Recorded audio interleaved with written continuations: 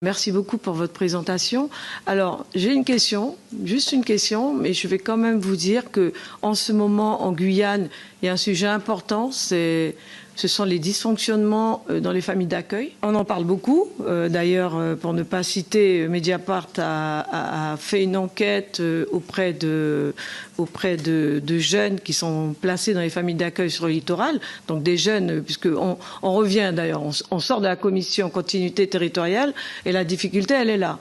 Donc il n'y a pas de route, il n'y a pas Et Monsieur Marie connaît très bien le territoire. Et donc ces jeunes, puisqu'il n'y a pas de collège, il n'y a pas de lycée dans les communes, sont obligés donc d'être placés dans des familles d'accueil sur le littoral.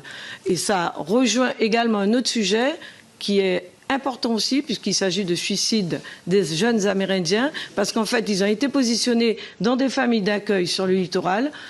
Ils ont subi, entre guillemets, des violences sexuelles, etc. Et donc, quand ils reviennent chez eux, ils n'ont rien appris, en fait, ils n'ont pas évolué, et en fait, ils se posent des questions, en tout cas sur leur vie.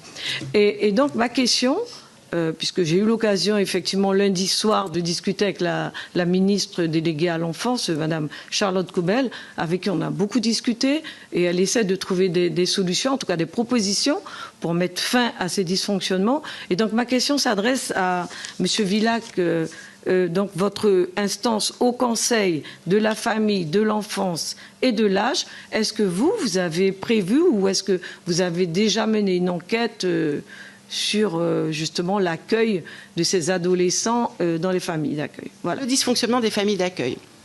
Je ne suis pas sûre que le suicide des jeunes Amérindiens, qui est vraiment une problématique très ancienne, ne s'explique que par cela, même si probablement ça n'aide pas. On n'a pas fait d'enquête sur les familles d'accueil en elles-mêmes pour ces familles qui accueillent effectivement tous ces jeunes qui ne bénéficient pas d'un collège ou d'un lycée près de chez eux et qui donc vont vers la presqu'île de Cayenne ou Saint-Laurent-du-Maroni pour pouvoir bénéficier d'un collège ou d'un lycée. Par contre, on s'est entretenu avec les responsables de l'ASE, donc de l'aide sociale à l'enfance. La Guyane est un territoire où il y a beaucoup de placements d'enfants et que les familles ne sont pas formées. Les familles ne sont pas suivies. Donc il n'y a aucun suivi des familles d'accueil, il n'y a aucune formation. Quand vous accueillez un enfant de l'aide sociale à l'enfance, issu de l'aide sociale à l'enfance, vous accueillez un enfant qui a des problèmes, un enfant qui a des troubles du comportement, un enfant qui a un manque d'affection.